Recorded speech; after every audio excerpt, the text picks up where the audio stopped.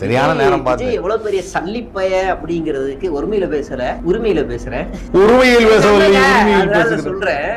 அனிதா வீட்டுக்கு போய் கண்ணீர் விட்டு வந்தார்ல, மனசாட்சியே இல்லாத ஒரு மிருகம் தான் விஜய். அன்னைக்கு மறுநாள் அதே தூத்துக்குடி மாவட்டத்துல ஐஐடி நீட் கோச்சிங் சென்டருக்காக ஒரு கல்வி நிறுவனம் உருவாகுது. அந்த கல்வி நிறுவனத்துக்கு 20 கோடி கடனா கொடுத்திருக்காரு. எதுக்கு? அந்த கல்வி நிறுவனம் அதிகமா வளரணுங்கிறதுக்காக. அந்த கல்வி நிறுவனத்துல சாதாரண நம்மள மாதிரி நடுத்தர ஏழை மாணவர்கள் எல்லாம் போய் படிக்க சேரவே முடியாது. முடியாது. லட்சங்கள்ல எத்தனை அனிதாக்களை இந்த ஆளு அன்னைக்கு நீட்டை எதிர்த்து நீட்டினாலதான் அனிதா இறந்தது இல்லையா? அந்த சமயத்துல போய் தூத்துக்குடியில போய் இந்த மாதிரி ஒரு இதுக்கு ஹெல்ப் பண்றது ஹெல்ப் பண்ணிட்டு அடுத்த நாளே நீட் கோச்சிங் சென்டர் 20 கோடி கடன் அதே மாவட்டம். பாஸ்டாக் நேயர்களுக்கு வணக்கம். தம்பி சே உட்கார்ந்துருக்காப்ல. அதாவது 8 திக்கும் அவருடைய பேச்சுகள் முடங்கிட்டு இருக்கிறாப்புல. ஏன்னா எலெக்ஷன் வந்து நெருங்கிட்டே இருக்குது. இந்த சமயத்தில் என்ன நடக்குது, உண்மையான கள நிலவரம் என்ன அப்படிங்கிறத நம்ம தெரிஞ்சுக்க போகிறோம். வணக்கம் சே. வணக்கம். எப்படி இருக்கீங்க? நல்லா இருக்கேன். நல்லா இருக்கீங்களா? சரி, ஓகே. உண்மையான கள நிலவரம் என்ன போயிட்டுருக்கு, ஒவ்வொரு கட்சியினரும் என்ன சொல்கிறாங்க, ஒவ்வொருத்தரை பார்த்தா அவ்வளோ காமெடியாக இருக்குது. அதுலேயும் குறிப்பாக தாவேக்காவினரை பார்த்தா ரொம்ப சிரிப்பாக வருதுன்னுவாங்கள்ல, அந்த மாதிரி வருது. இதெல்லாம் உண்மையிலே நடக்குதா இல்லை வந்து ஒரு தடவை வந்து அந்த வீடியோ ஒன்று பார்த்தேன்ச்சு. நீங்கள் நேராக போய் காலையில் எழுந்துச்சு உதயசூரியன் சின்னத்தை பார்த்து ஒரு பட்டன் அமுத்துங்க அப்படின்னு, அப்புறம் பார்த்தா அது ஏஐ வீடியோன்ட்டாங்க. ஸோ ஏஐ வீடியோவில் கூட க்ரியேட் பண்ணி இவர் உளறாரா இல்லையான்னு, சரி அது ஏஐ வீடியோ அப்படின்னு பார்த்தா பாண்டிச்சேரியில் ஒரு இடத்துல வந்து பாஜக வேட்பாளர் சொல்லுவானுங்களா, அது வந்து ஏஐன்னு சொல்லுவாங்களா? ஏன்னா பாண்டிச்சேரியில் ஒரு இடத்துல பாஜக ஓப்பனாகவே. ஆமாம். இப்போ இந்த இடத்துல ஒரு டெம்ப்ளேட் வைக்கணும். என்ன? நம்ம இவரு கபாலி பொன்னம்பலம் இருக்கார்ல, அதில் என்றா பக்கம் எட்டி மிதிப்பார்ல, அந்த மாதிரி ஒரு டெம்ப்ளேட். இது ஏடா என்றா நின்று எட்டி மிதிக்கணும். சரி, அந்த டெம்ப்ளேட் வைக்கணும். தாய் கிழவி இங்க வா அப்படின்ற மாதிரி வைக்கணும். ஏன்னா அவங்க ஏஐலாங்க. சரி, 2 உளறல். இவர் மட்டும் உளறல்ல. இவருக்கு முன்னாடி குளத்தூருக்கு போய் விஜய் பிரபுங்கிறாப்புல. யாரு? நம்ம விஎஸ் பாபுவை பிரபுங்கிறாரு. ஹே பிரபு, ஹே பிரபு. அந்த பிரபு இந்த பிரபு அந்த மாத்தி சொல்லிட்டாப்புல. அவன் பாக்குறான், நீ நீ முதலமைச்சர் தொகுதியில் நின்று எனக்கு எவ்வளவு கேவலப்படுத்துற. அவன் பாக்குறாரு. அவரு சரி இந்த கட்சிக்கு வந்துட்டு எல்லா அசிங்கத்தையும் தாங்கி ஆகணும் ஒரு பக்கம். இன்னைக்கு அந்த ரோட் ஷோன்ற பேர்ல பண்ண கூத்து இருக்குல்ல, அது நம்ம கண்ட்ரோல்லே வராது. பாண்டிச்சேரி அரசாங்கம் தனி. பாண்டிச்சேரி போலீஸ்காரங்க எதுக்குடா வம்புலாம் யோசிக்க கிடையாது. இவன் எப்ப பாரு திமுகங்கிறானே அப்படின்னு தமிழ்நாட்டு போலீஸ்காரங்க இவனுக்கு என்னத்த செய்ய சனினே போய் தொலைன்னு விட்டுறாங்க. பாண்டிச்சேரி போலீஸ்காரங்க கவலைங்கதான் திமுக ஆட்சியே இல்லையே, நம்ம என்னத்த கவலைப்படணும்னு வண்டி எவ்வளவு ஓடுறானோ ஓடி போய் டக்கு டக்கு டக்குன்னு சாவி பிடிக்கிட்டு ஓடி போயிட்டாரு ஒரு போலீஸ்காரர். நின்ட்டான் நடுவில் நின்ட்டான். என்ன திமுகவியா சொல்றா, இங்க ரங்கசாமிடா போடான்ட்டு போயிட்டாம. இன்னொரு பக்கம் ரங்கசாமி ராமசாமி ராமசாமி இல்ல ரங்கசாமி எவ்வளவு பெரிய ஆளானாலும் ஒரு சின்ன தப்பு பண்ணாங்க. நீ பண்ண தப்பு என்ன தெரியுமா? இவங்களெல்லாம் பிரச்சாரத்துக்கு உள்ள விட்டதுதான். இங்க ரங்கசாமி நாராயணசாமி தான் பிரச்சனையா இருக்கு. அங்க இப்ப நாராயணசாமி இல்ல, ரங்கசாமி தான் பிரச்சனை. ஒரு பக்கம் கேம்பெயின் போயிட்டு இருக்கும் போது எவனோ ஒருத்தன் அன்பு தாங்க முடியாம பெரிய தர்பூசணி இருக்கிறதே வெயிட்டான தர்பூசணியா வாங்கி விஜய் அந்த இதுல பிளானட் அது என்னது ஏறி நிப்பார்ல ஓட்டையில சன்ரூஃப், அந்த ஓட்டையில நான் தூக்கி எறிஞ்சிட்டாங்க உள்ள. அவனை யாருன்னு கண்டுபிடிங்க. உள்ள புசிமே உள்ள உட்காந்துருக்காரு. புசி தலையில் புசி வந்து அந்த பாஷா படத்துல ரஜினிகாந்த் இருப்பார்ல, அந்த மாதிரி உடைச்சிட்டு இருப்பாப்ல. ஆமா, அது நேரம் வந்து சோப்பு உடல்ல இருப்பாப்ல புசி. என்னங்கடா என்னங்க பண்றீங்க? அதுல ஒரு விஜய் நின்றுட்டு இருந்தாரா? விஜய் நின்றுட்டு இருந்தாரு. விஜய்க்கு பின்னாடி புடனைக்கு பின்னாடி அந்த தர்பூசணி போய் உள்ள போய் விழுது. தலை மேல விழுந்துருந்ததுன்னா என்னங்க ஆகுது? ஆமா. அடுத்து ஒருத்தன் பால் அபிஷேகம் பண்றேன்னு விஜய் கார் உள்ள உட்காந்து பாலத்துக்கு உள்ள பிசு பிசுனா இருக்காது, ஈமிக்காது. காரை வாஷ் பண்றதுக்கு எவ்வளவு டைம் ஆகும் தெரியுமா? என்னத்த அவ்வளோ. இன்னொருத்தன் இன்னைக்கு நேத்து குட் ஃப்ரைடே, இன்னைக்கு லீவ் விட்டுருக்காங்க சனிக்கிழமை. இல்லைங்க, அதுக்கு தான் பல ஆண்டுகள் அரசியல் அனுபவம்னா என்ன? இப்போ யார்கிட்டையும் இல்லாத காரா, ஒரு அரசியல் கட்சியில் இருந்து அவங்க வேட்பாளர்களை வந்து இது வேணு. கேளுங்க, வேட்பாளர் தேர்ந்தெடுத்ததுக்கப்புறம் நீங்கள் வந்து எந்த வண்டியில் பிரச்சாரத்துக்கு போவீங்க? ஓரளவுக்கு ஜீப்போ இல்ல சின்ன இப்போ சொன்னீங்களே, இந்த ஜீப்பை ஒவ்வொரு மாவட்டத்திலையும் தயார் செய்து வச்சிருக்கிறாங்க. ஆமா இல்லையா? தொகுதி வாரியா தொகுதி வாரியாக அந்த ஜீப்பில் தான் போவாங்க. ஏன்னா அந்த ஜீப்பு ஓப்பன் ஜீப்பு, இறங்கி ஏறுறதுக்கு ஈஸி. ஓப்பன் ஜீப்பு, அந்த ஓப்பன் ஜீப்பில் இப்போ அது ரெடி பண்ணி வச்ச ஜீப்பு. ஒரு தெருவில் 10 வாட்டி இறங்கி ஏறணும். அதாவது என்னன்னா அந்த காரில் திடீர்னு மாலையை தூக்கி போட குப்பையாரனோட ஒன்றும் பிரச்சனை இல்லை. அதனால வந்து அந்த மாதிரி எடுத்துகிட்டு போவாங்க. தம்பி ஃபோர்ஸ் அர்பேனியா, அதுக்கப்புறம் வந்து பிஎம்டபிள்யூ, அப்புறம் டெம்போ டிராவலரு, இப்படி மாறி மாறி எடுத்துகிட்டு போகிறாப்புல. அப்படி எடுத்துகிட்டு போனால் என்ன பண்ணணும்? நீங்கள் மேலே வந்துட்டீங்கன்னா அது ஒரு உயரத்தில் இருக்கணும். அந்த உயரத்துலேருந்து நீங்கள் போகிற இடங்களில் சுற்றி யாரும் மேலேருந்து விழாமல் பார்த்துக்கணும் இல்லையா?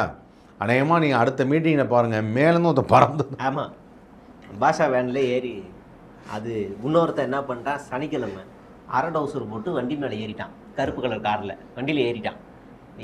பார்த்தேன் மேலே ஏறி படுத்துட்டான்.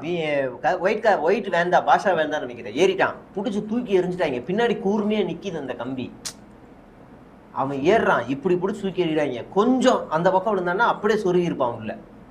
பக்குன்னு ஆயிடுச்சு, அடப்பாவி அப்படின்னு. இன்னொருத்தன் காவலர் ஓடி வரான். ஓடி வரும்போது இவர் பிடிச்சி சொல்றாரு. உடனே இவர் விஜய் கோவம் வந்துருச்சான். என்னன்னா வித்தா காட்டுறீங்க நீங்கண்டா? அவன் கண்ணு முன்னாடியே ஒருத்தர் செத்து போயிருக்கிறான். 41 பேர் செத்து போயிருக்காங்க. கடைசியா ஒரு பையன் இந்த பைக்ல வரும்போது செத்துட்டான். அவன் வேற ட்வின்ஸ் இல்ல, அந்த பையன் வேற ட்வின்ஸ். அப்பெல்லாம் வராத இது உனக்கு வந்து ஏன்னா ரேட் அரிச்சிட்டாங்கல்ல. நேற்று அதே மாதிரி தான் வண்டி அந்த லாங் ஷாட்டில் பார்த்தா ஒரு பொண்ணும் பையனும் வருவாங்க. அது வந்து பின்னாடியும் வண்டி இருக்காது, முன்னாடியும் வண்டி இருக்காது. அப்படி போயிட்டுமோ டக்குன்னு விழுகிற மாதிரியே இருக்கும். உடனே வண்டி நிறுத்தி இவர் வந்து அவர் பேசல மாட்டார். ஆனால் அதில் எனக்கு ரொம்ப பிடிச்ச என்ன தெரியுமா? ஏட்டா நானே தூக்கி விட வந்திருக்கேன், எனக்கு அப்படியே பனையூர் வீட்டுக்கு போனா திரிசா கொமட்டிலே குத்தம்ல. ஆமா, என்ன யாரோ ஒருத்தவங்க இப்படிங்கிற விஜயே அங்க போய் தூக்கி விடுறாரு. ஒருத்தன் பக்கத்துல இருந்துட்டு மண்ணிலே ஈரம் உண்டு ஒரு பிஜிஎம் வேற. ஆக்சுவலாக அதெல்லாம் போடுறாங்க. இப்போ இருக்கிற ஊடகங்களில் வந்து பார்த்தீங்கன்னா நிறைய இடத்துல என்ன, அன்றைக்கி ஒரு வீடியோ பார்த்தேன், விஜயோடைய கண்ணத்தை பார்த்தீங்களா அப்படின்னு. என்னடா கண்ணத்தை பார்த்தீங்களா, கண்ணை பார்த்தீங்களா, மூக்கை பார்த்தீங்களான்னு வீடியோ. என்ன இருக்குது? ஒன்றுமே இல்லை. அப்புறம் விஜய் பாருங்கள், தான் செருப்பை தானாகவே எடுக்கிறாரு. விழுந்த அந்த துண்டை எடுத்து அவர் செய்த செயலை பாருங்க. இல்லை, பல சேனல் பேர் அசிங்கமாக சொல்லிடுவேன். இல்லை விஜயை பற்றி சொல்கிறதுக்கு நியூஸ் இல்லை. விஜய் அவ்வளோதான். அதனால செருப்பு எடுத்து உதறது, அவர்கிட்ட இருக்கிறது ஒரு செருப்பு உதறார். அப்புறம் வண்டியில் போயிட்டு இருக்கும்போது இந்த பக்கம் வணக்கம் வச்சாராம், இந்த பக்கம் கூப்பிட்டுக்கிட்டே இருந்தாங்களாம். பாடி கார்டு கூப்பிட்டு விஜயை கூப்பிட்டு அங்கே காமிச்சாராம். அது ஒரு செய்தி. விஜயின் பாதுகாவலர் செய்த அந்த செயல் சட்டென ரியாக்ஷன் கொடுத்த விஜய். என்னன்னா இப்படி கூப்பிட்டு அப்படி பார்த்து தொலை அப்படின்ட்டு இருக்கான். அவ்வளோதான் விஷயம். அது ஒரு செய்தியாக போட்டு அதை ரீவைண்ட் பண்ணி இதை மட்டும் ஒரு 10 பரவாயில்ல, நல்லா இருக்கும்ல. அதெல்லாம் கொஞ்சம் பார்க்கலாம். படம் மாதிரி எடுக்கிறாங்க. தேர்தல் பிரச்சாரத்தை திரைப்படம் மாதிரி கொண்டு போறது இந்த தடவை தான். பாதுகாவலருக்கு தனி வீடியோ. அவர் வைரலா இருப்பார். இவர் யாரு தெரியுமா? இவர்தான் விஜய் இருக்கிறார். விஜய் மீது ஒரு துரும்பு பட்டால் கூட இரும்பாக மாறக்கூடிய இரும்பு மனிதர் தான் இவர் அப்படின்னு ஒரு துரும்பு பட்டால் கூட. அப்புறம் தர்பூசணி மேலே பட்டுச்சு. அது புசி மேல பட்டுச்சு, மண்டையில பட்டுச்சு. அதனால இப்ப மறுபடியும் இன்னைக்கு பிரச்சனை காலம் தர்பூசணியை உள்ள அனுப்பி வைப்போம். கீழே வரும்போது புசித்தாலும் இதில் வர தர்பூசணி என்னன்னாச்சு இங்கே உட்காந்து என்ன. ஆனால் இந்த இடத்துல சொல்லிக்கணும் நம்ம, அதாவது என்னன்னா தாவேகா தொண்டர்கள் எல்லாம் வந்து தயவுசெய்து பால் ஊற்றாதீங்க. பால் ஊற்றக்கூடாது இல்லைப்பா. ஒரு rose milk, chocolate milk shake அந்த மாதிரி விட்டுருங்க. அப்போ தான் இன்னும் காரில் பிசு பிசுன்னு ஓட்டும்.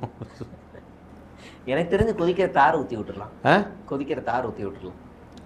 நீங்கள் எப்போவுமே வேஸ்ட் ஆகுறீங்க செய்யாத. அப்படியே நமக்கு நிறைய இடத்துல ரோடு போட வேண்டிய பணி இருக்குது. அதனால் நமக்கு தார் தேவைப்படும். புரியுதா உங்களுக்கு? அதெல்லாம் விடுங்க. நம்ம எதுக்கு வேஸ்ட் பண்ணணும்? ஏன் வேஸ்ட் பண்ணுறீங்க? சரி, ஹைஜீனிக்கா ஏன் பூவை வேஸ்ட் பண்ணுறீங்க?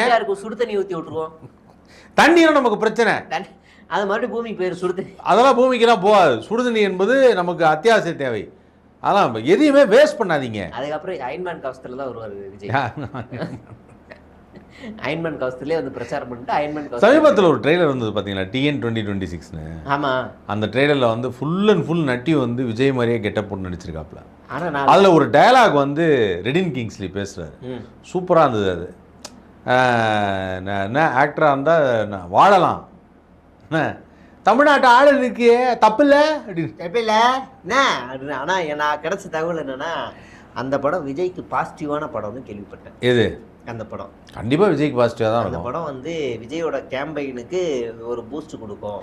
அதுதான் ஏப்ரல் அதனால 10. இவங்க எதிர்க்கிற மாதிரி எதிர்த்து சீனை போடுறானுங்க. அந்த படம் வந்து சினிமாக்காரன் நாட்டை ஆளலாம் அப்படின்ற ஒரு சினாரியோல தான் அந்த படமே வருது. ஆமாம் ஆமாம் அப்படின்னு தான் எடுத்திருக்காங்க. ட்ரெய்லர்ல நெகட்டிவா காமிச்சிருக்கானுங்க. படத்தில் பாசிட்டிவாக இருக்கும். ஏன்னா ஏப்ரல் 10 ரிலீஸ் பண்ணுறாங்க. அதான் கதை. என்ன அது வந்து ஒரு 8 ரிலீஸ் ஆகுதுன்னா பாண்டிச்சேரி எலெக்ஷன் கொஞ்சம் உதவியாக இருந்திருக்கும். பட் பரவாயில்ல, 10 ரிலீஸ் ஆகுது. பட் கண்டிப்பாக வந்து அந்த படம் வந்து ஒரு பெரிய மாற்றத்தை உண்டு பண்ணும், விஜயோடைய அரசியல் வாழ்க்கையிலேயே ஒரு மாற்றத்தை உண்டு பண்ணும். ஆனால் நினச்சி பார்க்கும்போது ரொம்ப காமெடியாக இருந்தது. ஆதவர்ஜுனா வந்து ஒரு ஸ்டேஜில் அழுகுறாப்புல, கதறி கதறி அழுகுறாப்புல. சின்ன வயசில் எனக்கு நடந்த கொடுமை. என்ன கொடுமை? அதான் அவன் சின்ன வயசில் அவர் அப்பா அம்மாலாம் தவறிட்டாங்க. எப்போ? அது சின்ன வயசாக இருக்கும். 5 வயசுல செத்த அம்மாவுக்கு எதுக்கு 39 வருஷம் கழிச்சு வந்து அழுகுற? நோ நோ நோ, அவர் வந்து ஒரு ஃபீல் பண்ணி அழுகுறாரு. சரி, நான் என்ன யோசிச்சேன்னா, சரிப்பா 5-6 வயசில் ஒரு குழந்தை ஒன்று இறந்து போச்சு, அந்த 41 பேர் இறந்ததில்ல. அழுகலையே. அவங்க யாரும் அழுவே இல்லை, அவங்கெல்லாம் யாரும். அப்போ அவங்களுக்கு அழுக வராது, அவங்களுக்கு மட்டும் தான் வலியா? எனக்கு என்ன சந்தேகம்னா, இல்லை அவருக்கு மட்டும் தான் வலியா, மற்றவங்களுக்கு வந்தால் வலி இல்லையா? அது எனக்கு என்ன சந்தேகம்னா, சரி கரூர்லாம் வேணாம், உங்கள் வீட்டில் சாவு விழுந்துருச்சு, அதுக்கப்புறம் நீ கஷ்டப்பட்ட மாதிரியே இல்லையே. 5 மாநிலத்தில் போய் லாட்ரி விற்றுருக்க, உன் பேர் அந்த அஃபிடவிட்டில் இருக்கு, நம்ம சொல்ல லாட்ரி விற்றுருக்கியே. லாட்ரி எப்படி அது எத்தனை பேர் குடும்பத்தை சீரழிச்சிருக்கும்? எத்தனை பேர் அவனோட ஒரு நாள் உழைப்பை தூக்கிட்டு வந்து கொடுத்து லாட்டரியை வாங்கியிருப்பான்?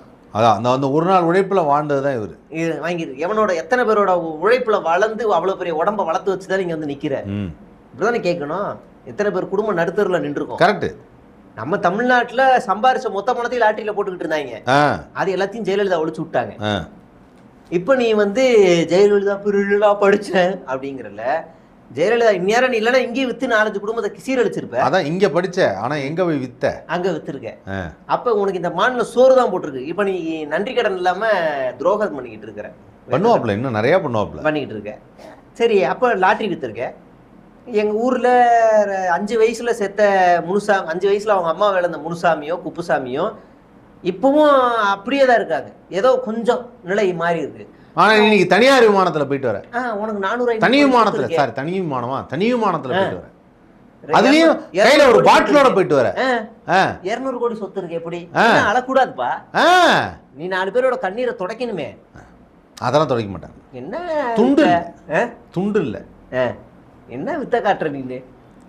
ஆனால் விஜய் கூட அதே மாதிரி நிறைய இடத்துல சொல்லிட்டே வர்றாருங்க. இதெல்லாம் வந்து இவங்க தேர்தல் பிரச்சாரத்தில் சொல்லக்கூடிய ரெகுலரான வார்த்தைகள்.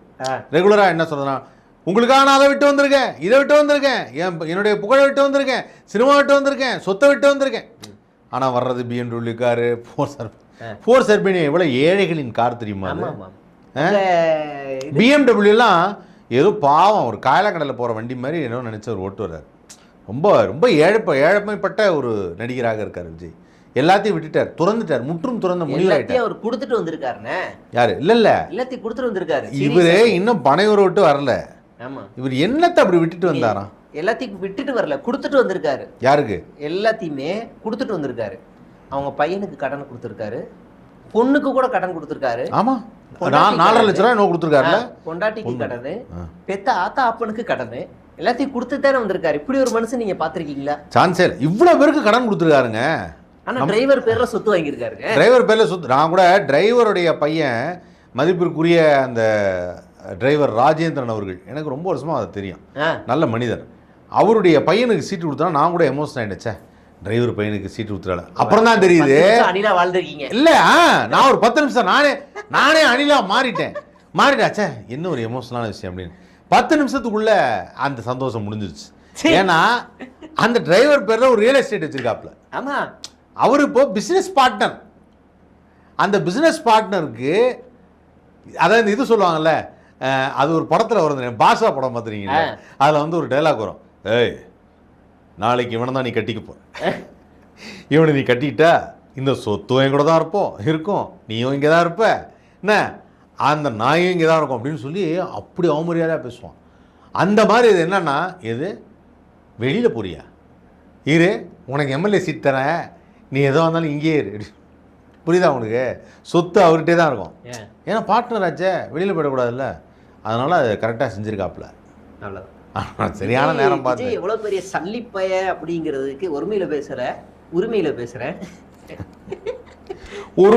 சொல்கிறேன். அனிதா வீட்டுக்கு போய் கண்ணீர் விட்டு வந்தார்ல, மனசாட்சியே இல்லாத ஒரு மிருகம் தான் விஜய். அனிதா வீட்டில் போய் கண்ணீர் விட்டு வந்தார்ல, அன்னைக்கு மறுநாள் அதே தூத்துக்குடி மாவட்டத்தில் ஐஐடி நீட் கோச்சிங் சென்டருக்காக ஒரு கல்வி நிறுவனம் உருவாகுது. அந்த கல்வி நிறுவனத்துக்கு 20 கோடி கடனா கொடுத்துருக்காரு. எதுக்கு? அந்த கல்வி நிறுவனம் அதிகமா வளரணுங்கிறதுக்காக. அந்த கல்வி நிறுவனத்துல சாதாரண நம்மள மாதிரி நடுத்தர ஏழை மாணவர்கள்லாம் போய் படிக்க சேரவே முடியாது. பண்ண முடியாது. லட்சங்கள்ல இது. எத்தனை அனிதாக்களை இந்த ஆளு அன்னைக்கு நீட்டை எதிர்த்து நீட்டினால தானே அனிதா இறந்தது இல்லையா? அந்த சமயத்துல போய் தூத்துக்குடியில் போய் இந்த மாதிரி ஒரு இதுக்கு ஹெல்ப் பண்ணுறது பண்ணிட்டு அடுத்த நாளே நீட் கோச்சிங் சென்டர் 20 கோடி கடன் அதே மாவட்டத்தில்.